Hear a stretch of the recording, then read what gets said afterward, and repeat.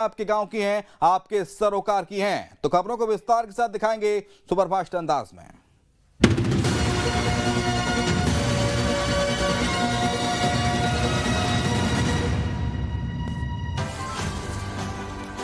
झांसी के महारानी Lakshmibai medical college में अस्पताल के शिशु वार्ड में शॉर्ट सर्किट के चलते लगी भीषण आग।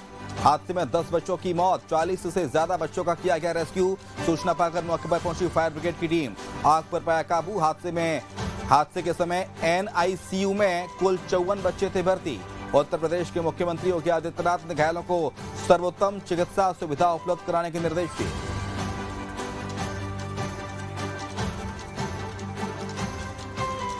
बच्चा हॉस्पिटल में भर्ती था, नीलू कुलदीप का बच्चा है। उसमें पता नहीं है कि सर बच्चा हमारे आगे लग गई है कि बच्चे के मर गया कि बच गया, कोई जानकारी नहीं है सर। कब डिलीवरी हुई? हमारे 9 तारीख को डिलीवरी हुई थी सर। अंदर कम से कम 100-150 बच्चे थे। कितने? 15-20 बच्चे हमने जले जलाए अपनी आंखों से देखा है सर। जले जलाए लेके आए हैं हाथन में ऐसे टांग के। अब सर हम क्या करें? प्रशासन क्या कह रहा है अभी?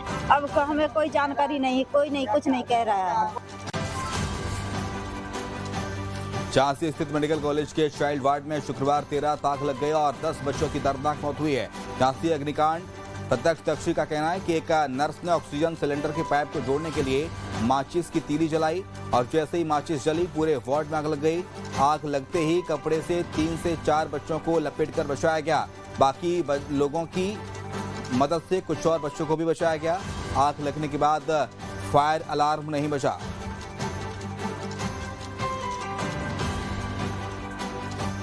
हमारे पास यही नज़ारा था कि मतलब हमने देखा है कि वो पाइप से फिट कर रही थी। कौन फिट कर रहा था? बहन जी थी वो। कुछ एकदम भगपड़ा आ गई, जब उन्हें दिखाई दिया बच्चे फेंकने लगे तो हम 3 बच्चे हम लेके गए। एक जीतू दादा का और 2 हमारी बच्चे, एक भतीजा हमारा और ले गया था। वो देखा हो तो वहाँ से उठा लिया। वो माचिस की तीली से कर रही थी। ये 2 मिनट सेकंड के अंदर सब फैल गई।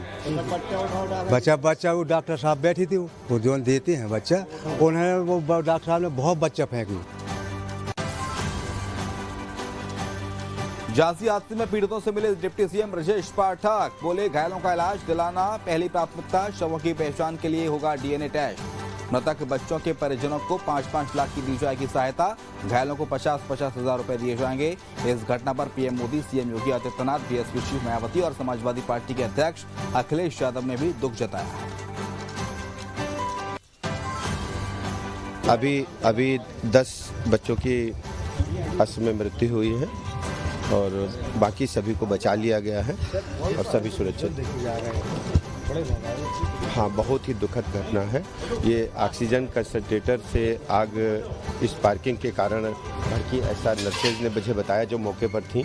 एक नर्स के पैर में जलने से चोट भी लगी है और उसके बाद ऑक्सीजन कंसंट्रेटर के बाद पूरे वार्ड में आग फैली है। लेकिन घटना की जो सही जांच रिपोर्ट आ जाएगी उसके बाद ही हम सही जानकारी दे पाएंगे। मध्य प्रदेश में जल्द लागू होगा fire safety act. Fire safety act को लेकर ड्राफ्ट तैयार। नगरीय प्रशासन विभाग ने तैयार किया ड्राफ्ट। सख्त सजा के साथ जुर्माने का होगा प्रावधान। फायर पुलिस के गठन का भी प्रस्ताव। फायर सेफ्टी डायरेक्टर की होगी नियुक्ति। जल्द कैबिनेट में आ सकता है प्रस्ताव। भोपाल में शनिवार को ब्रह्म कुमारी संस्थान का वैश्विक शिखर सम्मेलन हुआ शुरू। कार्यक्रम में CM हुए शामिल। डॉक्टर मोहन यादव ने कहा, संयुक्त राष्ट्र संघ का गठन काम शांति भाईचारे के लिए हुआ, लेकिन भारत के गुरुत्व शक्ति आदिकाल से कर रही काम। विश्व गुरु बनने की भारत की सदैव रही कामना। अब आप कल्पना करो कि जिसमें नस नाड़ी में खून आता जाता हो, वो कैसे उसको काट सकते। लेकिन वो वास्तव में जब शरीर उधर से बढ़ रहा था तो वो नस नाड़ियां वहां से बनी पड़ी। तो जब हमारा जन्म हो गया तो उसका वो शरीर के साथ बढ़ती जा रही, लेकिन वो रिजर्व में है, वो रखी हुई है। तो परमात्मा और मेडिकल साइंस की दृष्टि से कहे कि अगर ये हमारे यहाँ जो कहा गया है यद पिंडे तो ब्रह्मांड है, अगर हमको ब्रह्मांड समझना तो हमारे इस पिंड को समझ लो। इस पिंड के अंदर की नस नाड़ियों की लंबाई की बात करें तो लंबाई में पूरे पृथ्वी पे 3 आटे लगा दो।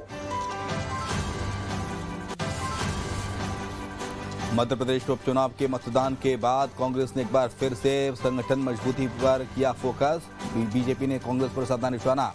भाजपा प्रवक्ता शिवम शुक्ला ने कहा, कांग्रेस ने आदिवासी समाज के अतीत और भविष्य की नहीं की चिंता। बीजेपी सरकार लगातार आदिवासी समाज के लिए कर रही काम।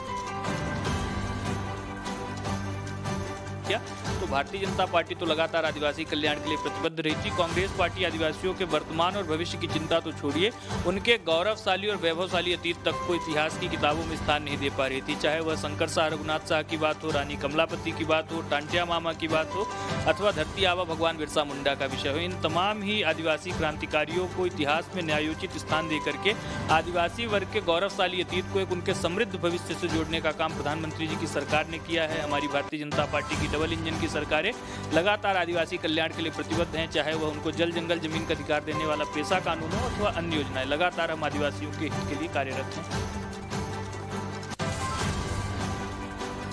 मध्य प्रदेश में उपचुनाव के मतदान के बाद कांग्रेस ने एक बार फिर से संगठन मजबूती पर फोकस किया है। पीसीसी चीफ की नवगठित कार्यकारिणी की 21 और 22 नवंबर को होने जा रही बैठक, जिसमें पहले दिन बैठक में विशेष आमंत्रित सदस्यों को मंथन के लिए बुलाया गया। दूसरे दिन प्रदेश कार्यकारिणी की बैठक आयोजित होगी। तारीख को जो हमारे एग्जीक्यूटिव कमेटी हैं, जो वरिष्ठ नेता हैं, पॉलिटिकल अफेयर्स कमेटी है, आमंत्रित सदस्य हैं, उनकी मीटिंग है। 22 को कार्यकारिणी की मीटिंग है। आगे कैसे जाना है, आदिवासियों के ऊपर अत्याचार जो हो रहे हैं, हमारे जो भाई बहन परेशान हैं आज, वो रोजगार के माध्यम हो या दूसरी चीज़ें हो, ये सरकार जो दमनकारी सरकार है, इसकी जो नीतियाँ हैं, इसके खिलाफ क्या क्या रहेगा आगे, वो पूरा शहर से लेकर ग्रामीण अंचल तक और जल जंगल तक ले जाने का काम जो किया जाएगा वो इस बैठक में किया जाएगा।